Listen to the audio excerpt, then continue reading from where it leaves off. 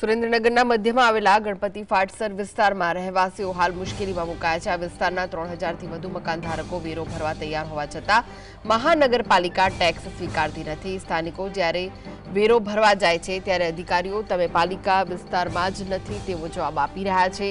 જંગલેશ્વર જેવી ઘટના એંધાણ વર્તાતા લોકોમાં ભયનો માહોલ છે। રહેવાસીઓ સવાલ ઉઠાવી રહ્યા છે કે જો અમે શહેરની મધ્યમાં છીએ તો અમને સરકારી ચોપડે કેમ ગણવામાં નથી આવી રહ્યા। મૂળભૂત જે વેરાના હિસાબે સુડામાં આવે છે, જેથી કોર્પોરેશન પણ આ વિસ્તારને ડેવલપ કરવો હોય તો ડેવલપ કરી શકતું નથી।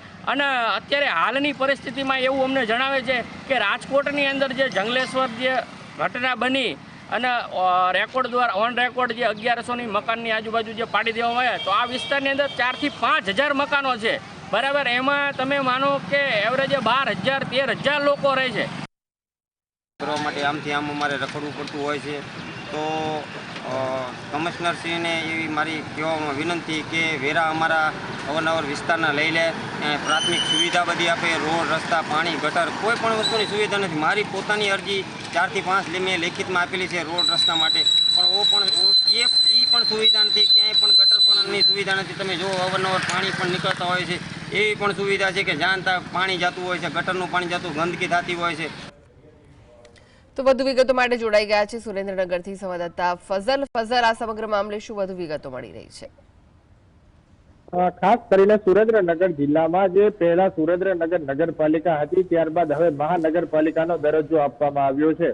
ત્યારે સુરેન્દ્રનગર શહેરી વિસ્તારમાં જ આવેલા ગણપતિ ફાટસર વિસ્તારમાં અંદાજિત 4000થી વધુ મકાનો આવેલા છે, પરંતુ સુરેન્દ્રનગર મહાનગરપાલિકા આ 4000થી વધુ મકાન ધારકોનો કોઈ પણ પ્રકારનો વેરો લેવા અને વસૂલાત કરવા માટે હાલમાં તૈયાર નથી। મોટી વાત એ છે કે તાજેતરમાં જ રાજકોટ ખાતે જે જંગલેશ્વર વિસ્તાર છે ત્યાં 1100થી વધુ મકાનો છે તે મહાનગરપાલિકા દ્વારા તોડી પાડવામાં આવ્યા છે। ત્યારે આવી પરિસ્થિતિ સુરેન્દ્રનગરમાં ન સર્જાય અને આગામી દિવસોમાં આ વિસ્તારના લોકોને પૂરતું ટેક્સ ભર્યા બાદ પૂરતી સુવિધાઓ મળે તે પ્રકારના પ્રયાસો મહાનગરપાલિકાના અધિકારીઓ દ્વારા કરવામાં આવે તે પ્રકારની માંગ કરવામાં આવી છે। સુરેન્દ્રનગરનો 1990 પછી એક પણ નવો ટીપી પ્લાન એટલે કે ટાઉન પ્લાનિંગ એક પણ નવો મંજૂર નથી કરવામાં આવ્યો। 2016માં સુરેન્દ્રનગર જિલ્લામાં આ શહેરી વિસ્તારોના ડેવલપમેન્ટ માટે સુરાને કામે લગાવવામાં આવ્યું છે। દરમિયાન આ સમગ્ર વિસ્તાર છે તે ડેવલપ કરવામાં આવ્યો છે। 4000થી વધુ મકાનો આવેલા છે, ત્યારે આ 4000થી વધુ મકાન ધારકોને પાણીનો કર, નળનો કર અથવા તો લાઇટનો કર જ્યારે પણ તે મહાનગરપાલિકાની ઓફિસે ભરવા આવે તો તેમનો કર સ્વીકારવામાં આવતો નથી। અને એવું જણાવવામાં આવે છે કે આ વિસ્તાર સુરા વિસ્તારમાં આવે છે, એટલે કોઈ પણ પ્રકારનો તેમનો કર વસૂલવામાં આવી રહ્યો નથી। ત્યારે બીજી તરફ આ વિસ્તાર ટેક્સ ભરવા રાજી હોવા છતાં પણ જે મહાનગરપાલિકાના અધિકારીઓ છે તે આ વિસ્તારનો ટેક્સ લેતા નથી। ત્યારે જંગલેશ્વર જેવી ઘટના બને તે પ્રકારનો ભય છે તે આ વિસ્તારના લોકોમાં મુકાઈ ગયો છે।